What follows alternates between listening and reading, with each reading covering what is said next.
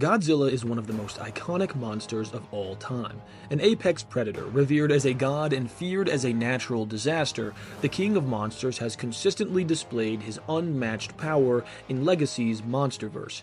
2 weeks ago, I did a video on Godzilla vs. the Tailed Beasts, and you guys made it my biggest video ever. But that's not all. I asked you guys to get the video to 1,000 likes and promised that if you did, I'd make a follow-up video. So today, I am keeping my word. That's right, in this video we will be going over a battle of epic proportions. In other words, today we'll be exploring and breaking down Atomic Meltdown Godzilla versus Full Power Kurama. In order to get an understanding for how this matchup will go, we will first need to go over the scaling. Before that though, I'd just like to address something important. In the previous Godzilla video, I had a lot of people request that I also cover Evolved Godzilla from Godzilla x Kong versus the Ten Tails, so I'll give you guys the same proposition I did before. If you get this video to 1,000 likes, I'll do that video as well. But for now, let's deal with the topic at hand. Atomic Meltdown Godzilla versus Full Power Kurama. First, let's discuss exactly what I mean when I say Atomic Meltdown Godzilla and Full Power Kurama. Atomic Meltdown Godzilla will be the form of Godzilla that disintegrated Ghidorah after merging with Mothra, and Full Power Kurama will simply be the one from the Nine Tails attack, since the version of Kurama we saw basically through the whole series was only one half of his true form, since Minato split his chakra in half when sealing him away. With that established, how exactly do they scale in these forms? Well, the easiest way to do this will be by looking at where we got them last time in their scaling and then going from there.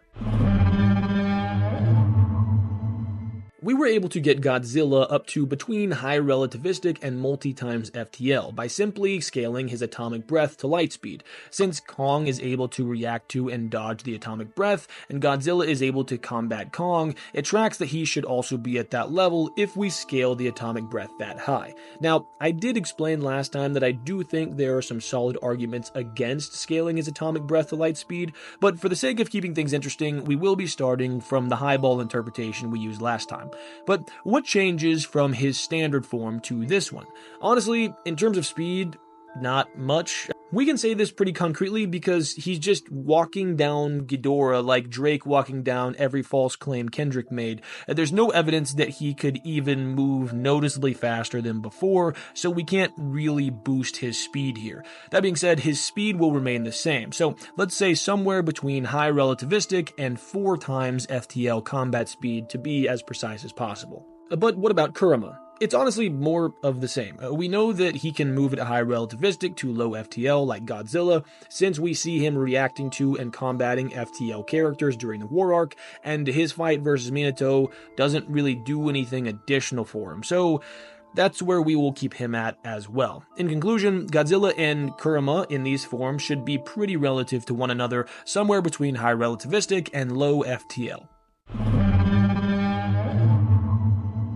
This is arguably the area where these two get the biggest amps, and it makes sense when you think about it. More power should equate to more power output, and with these two, the power output is off the charts. Let's start with Godzilla. Last time, due to the statements about Godzilla's atomic breath being the most devastating weapon in nature, and essentially being sub-atomization due to being a byproduct of nucleosynthesis, we were able to easily get Godzilla to a conservative range of high planetary to star level. You could take that first statement all the way to its furthest logical conclusion and say it's above things like quasars, supernovas, etc. However, I think it's more consistent for his scaling to have him in this range. But what about this version of Godzilla? Well, it's not entirely clear how much more powerful he gets in terms of attack potency, but he passively discharges enough energy with his EMP blast to tear pieces off of Ghidorah, who's easily a bare minimum of multi-continental and probably closer to planetary plus. He's then able to almost completely disintegrate Ghidorah and dispel his entire storm cloud, which has been calced to 20 kilometers wide. The force it would take to disperse this cloud has been calced to 84 teratons of force, or, about 1.6 million times the force of the Quasar Bomb, the most powerful bomb ever detonated. That alone gets this feat to about country level, but that's not even considering the amount of force it took to take out Ghidorah. Whenever you consider the fact that the amount of force Ghidorah requires to move this massive storm cloud with him scales to about 28 petatons, or multi-continental, and we know that these titans tend to be able to handle the amount of power that they can output with their durability, with Godzilla actually being one of the only exceptions to this. This gets kind of crazy. This gets this blast between high multi-continental and low planetary. Now, keep in mind, after this feat, his atomic breath is still considered to be his strongest weapon. So, he now has 2 attacks in his arsenal that get him to or above planetary levels of force. But what about Kurama? How does his scaling change? Well, this is where his multiple planetary statements come into play. While you can argue whether or not halved Kurama is planetary, it's no debate that full power Kurama is. Not only do we have several statements proving Kurama is planetary, you can literally just take his multi-continental scaling we got last time and double it to get to planetary because, well, he literally has 2 times his old chakra. That said, both Kurama and Godzilla scale pretty easily to high planetary, with Kurama's Bijudamas and Godzilla's omnidirectional energy pulse, with Godzilla achieving even higher AP with his potentially star level plus atomic breath. When it comes to durability, both of these characters are absolute tanks. Godzilla was already easily multi-continental in terms of durability, based on the fact that he's able to take shots from Ghidorah's gravity beams, but now in this form, those continental plus beams don't even leave a scratch. We literally see Godzilla walk through them like they're nothing. So, while it's impossible to put a precise number on it, it's safe to say that being able to easily walk through continental attacks should put Godzilla at least around planetary in terms of durability. Now, some people have pointed out that Godzilla was able to tank attacks from Kong's axe after he absorbed Godzilla's atomic breath, and asserted that this must mean his durability scales to his attack potency, or, high planetary to star level. However, the problem with that is the fact that we're not entirely certain if the way the energy is dispersed upon contact with the axe is focused enough to actually scale it to the same level of Godzilla's actual atomic breath. Essentially, because we see it sort of detonate in all directions, it's a bit dishonest to say that this is the same as one of his regular atomic breath blasts. It's also worth noting that this Godzilla is weakened from starvation, so it's unclear how powerful he actually is here. Therefore, we can't safely use that as a proper power scaling chain. How about Kurama though? Well, to be honest, it's not entirely clear here either, but I think it's safe to say that his durability should be doubled since his chakra is doubled and, he's literally just a chakra monster. You could argue that since he actually appears to double in size, his density would remain the same, rendering his durability the same. However, since we know that Kurama is highly intelligent and thus probably able to use his chakra to augment his defense, like Shinobi can, giving him double the chakra can logically lead to a doubling of durability as well. So then, how durable was half-power Kurama? Well, while weakened, Kurama was able to survive attacks from the Ten Tails, which is stated to be able to essentially terraform the planet. This same Ten Tails also displayed the ability to casually destroy entire mountain ranges on accident, and is stated to have shown a similar chakra signature to the entire collective chakra of the planet. We also know that Biju tend to scale at or slightly below the attack potency of their Bijudamas, as Gyuki was hit with his own Bijudama and survived, although he did sustain massive damage. So, since Kurama is easily planetary plus with his Bijudamas, his durability should also scale to somewhere around high multi-continental to planetary plus, and this means that these two monsters should be similar in terms of their durability as well, with an argument being able to be made for Godzilla having slightly higher durability, depending on how you interpret the Kong axe stuff. I don't want to spend too much time on this, since their intellect obviously doesn't change with a power increase. I just think it's worth quickly noting that Kurama is literally a super genius, and Godzilla is not. While having solid strategy feats for a giant reptilian monster, Godzilla never really displays any intellect feats on the level of a genius like Kurama. But with all of that laid out, the stage is now set. Before we get into the way I think this battle will go though, if you're enjoying yourself or maybe have learned something here, make sure to leave a like and hit that subscribe button. You know, unless you sleep with your jeans on. If you sleep with jeans on, please just close the video and go to counseling. But without any further... Gosh. Oh, brother, this guy stinks! But without any further ado, let's jump into our matchup.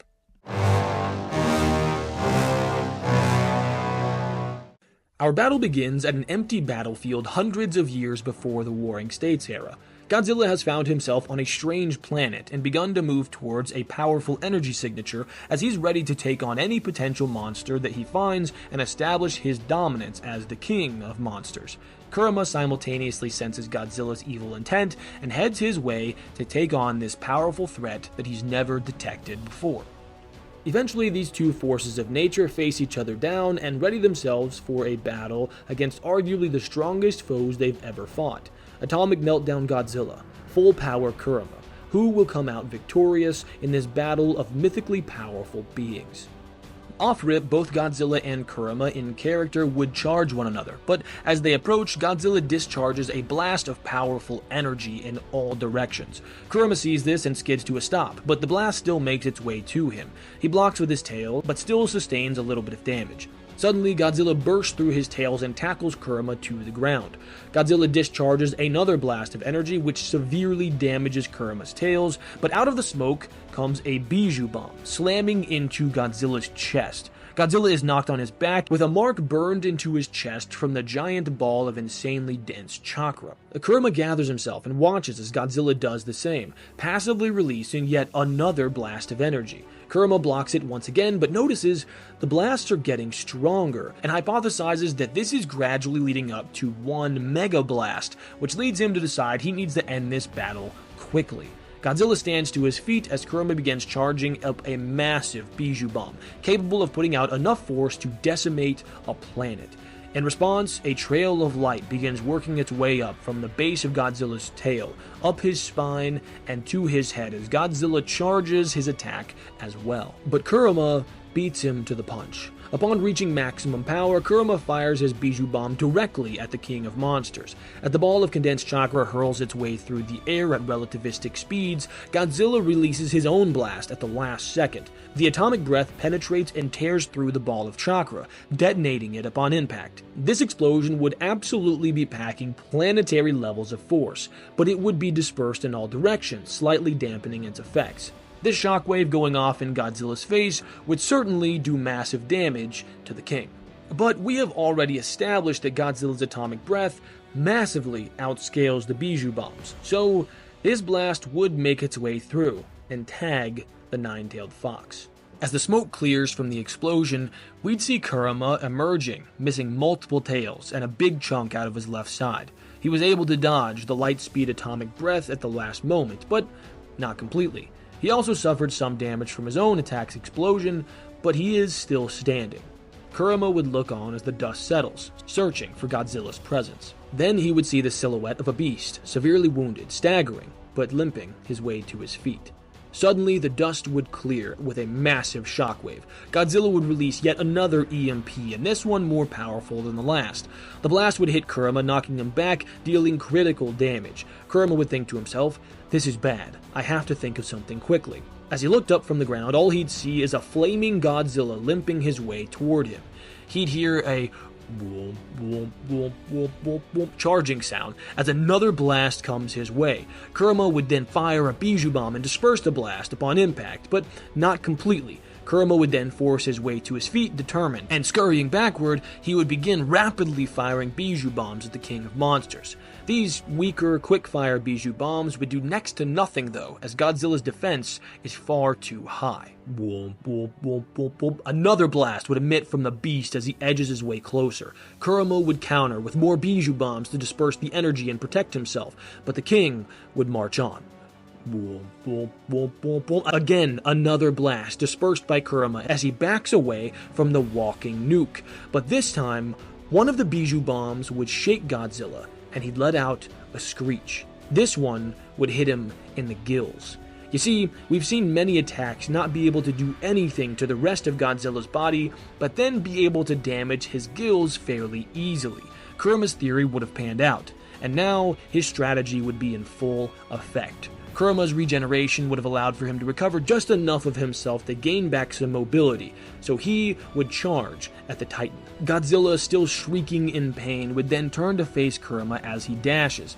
The king would quickly charge up a beam of atomic breath and fire it at Kurama, but the nine-tailed fox would dodge. Simultaneously, he would then scrape his claws across the ground and throw a massive mound of dirt into the face of Godzilla, rendering him blind. The beam would continue firing blindly in all directions, so Kurama would temporarily get a bit of space before charging once again. Kurama at full speed would thrust his claws forward towards Godzilla's gills, his one weak point, approaching with a killing blow in mind. His strategy has worked, and he's mere feet away from dealing the finishing blow. Kurama won. Or so he thought. Right as he got close to Godzilla's weak point, the king of monsters would whip around, slamming his massive tail into Kurama, knocking him to the ground. Before he could recover, Godzilla would pounce, pinning him to the ground. Panicked, Kurama would fire a Bijou bomb, which Godzilla, still with his face covered in dirt, would dodge. Godzilla would slam his foot onto the neck of the nine-tailed fox, and he would wonder, how could this be? How can he even see me? The Kyuubi's fatal flaw would be not knowing that even when Godzilla can't see, he has other ways of seeing. You see, in the MonsterVerse graphic novels, Godzilla has shown the ability to see while blinded. It seems unclear how exactly he does this, but most fans think it's the same way that snakes and other reptiles can see thermal signatures. But in the end, Kurama's plan would fail, and he would end up under the foot of the reptilian beast known as Godzilla. It's at this point I'm going to leave it up to you to see how this goes down. Either Godzilla can let out the final bit of stored energy in the form of an omnidirectional blast and nuke Kurama, or he can look down at him, roar, fire a blast into the air, and establish his dominance that way. I think both of these are in character, so either way you go, I'm fine with. But in this battle, Godzilla wins mid to high difficulty.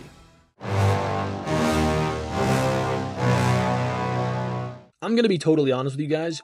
I think I was actually being really generous to Kurama there. At the end of the day, you could argue that Godzilla's atomic breath one-taps and that he wouldn't even be severely affected by Kurama's attacks, since his durability is easily at a floor of high planetary.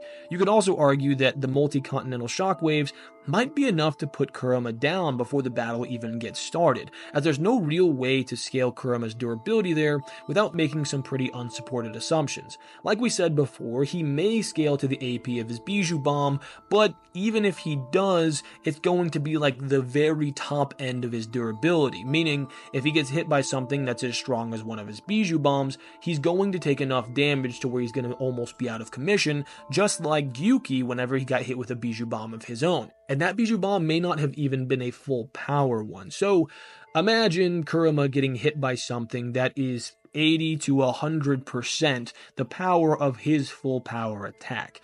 You know what I mean?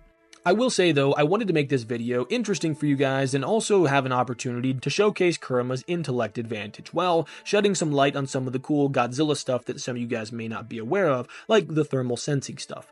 That being said though, there's not really a way I could honestly even give full power Kurama the edge over Godzilla, so this is how it has to go. But the Ten Tails may be a different story. So, if you guys are interested in that, make sure to like the video, as if it gets to 1,000 likes, I'll make sure to drop that one as well. Also, if you made it this far, first of all, I just want to say thank you. I greatly appreciate you watching all the way to the end.